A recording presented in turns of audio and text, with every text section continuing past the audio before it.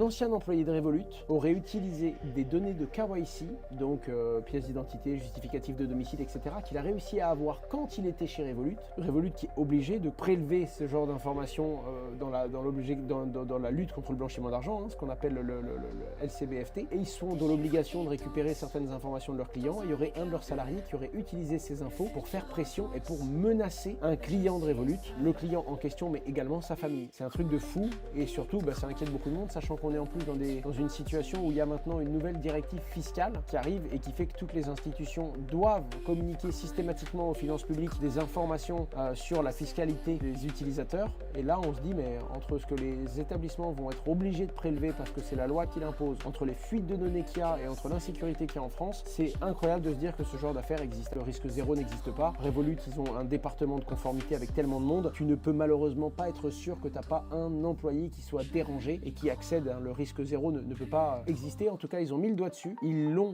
tout simplement mis en face de sa responsabilité et il va voir la justice. C'est-à-dire que Revolut se retourne contre lui et a rendu aux autorités les informations sur cette personne qui était déjà plus chez Revolut, qui n'était plus en place, mais qui va, je pense, prendre très très cher. Stripe envisage le rachat de PayPal, un méga deal qui redessinerait les paiements crypto.